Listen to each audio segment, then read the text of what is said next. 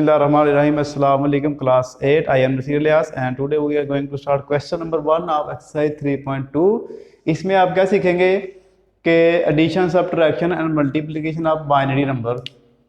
Binary number को plus minus और multiply करना, फिर उसके बाद बेस 5 वाले नंबर को प्लस माइनस मल्टीप्लाई करना सीखेंगे और फिर ऑक्टल नंबर्स को आप प्लस माइनस मल्टीप्लाई करना सीखेंगे। तो मैं इसके लिए आपके अलग-अलग पोर्शन बना रहा हूँ। पहले मैं सिर्फ बाइनरी नंबर के तीनों अप्लाई करूँगा, प्लस माइनस और मल्टीप्लाई, फिर उसके बाद बेस 5 के इकट्ठे करूँगा सारे और फिर बेस 8 के। जी ये बहुत सिंपल सा क्वेश्चन है। देखें आप बाइनरी नंबर को कैसे प्लस करेंगे। जी 1 कितने हो गए हमारे पास 2।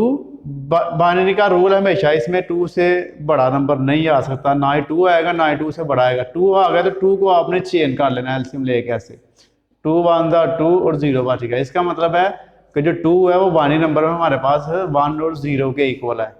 तो यहाँ पे आप 0 लगा देंगे, 1 को ऊपर कैरी दे देंगे, फिर देखें 1 2 3 को फिर आप चेंज करेंगे 2 1 2 1 आ गया 3। इसका मतलब हमारे पास 1 1 के इक्वल है।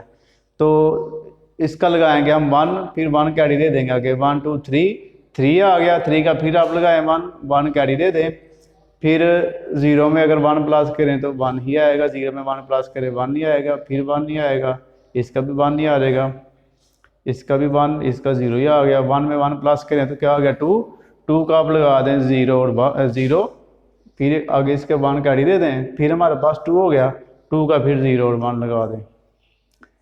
इनके ये देखें इसका हमारे पास आंसर आ गया। इसका आंसर भी आपका बाइनरी शेप में ही आएगा। इसमें आप 2 3 लिखेंगे तो वो आपका गलत हो जाएगा। अब हम करते हैं ये क्वेश्चन जिसमें हम बाइनरी नंबर्स को माइनस करते हैं। जी अब देखें एक क्वेश्चन मैंने लिखा है, ये बुक में ज़रा थोड़ा इजी था, ये मैंने अपने से क्वेश्चन लिखा है तो इसमें आपको ज़रा अच्छी तरह समझ आ जाएगी इसकी। जी अब हम बाइनरी नंबर को माइनस करेंगे। माइनस करने के लिए आपका सेम वही तरीका है। देखें 1 में से 1 माइनस करें तो 0 आ गया। अब ऊपर देखें 0 आ गया, ऊपर छोटी रकम नीचे बड़ी है, तो आपने कैरी लेना यहाँ से, तो यहाँ से कैरी आप नहीं ले सकते, फिर ये 0 कैरी लेगा इस 1 से। तो इसमें जब भी आपने कैरी लेने हैं जितनी बेस होगी कैरी हमारे पास उतने ही आएंगे।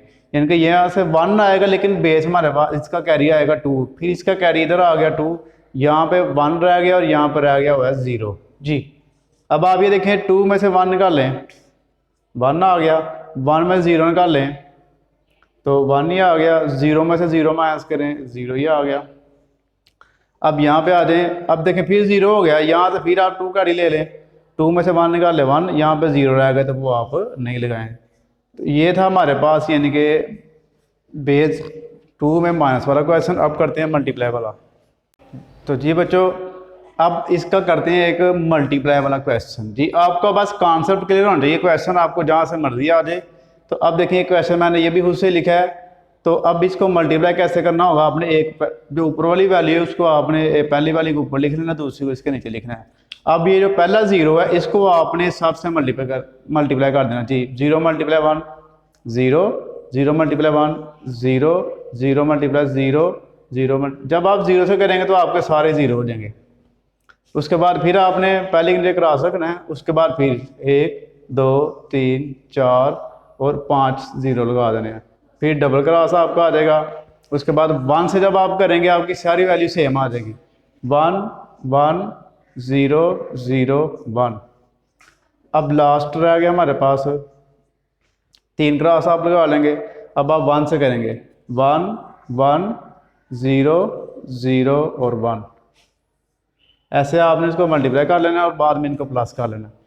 तो 0 के नीचे कुछ नहीं है तो 0 सेम आ गई, ये भी 0 सेम आ गया, यहाँ पे 1। अब यहाँ पे देखें 0 0 1 1 है तो 1 1 2 हो गया, तो 2 को आप फिर चेंज कर लें ऐसे 2 1 2 0 आ गया।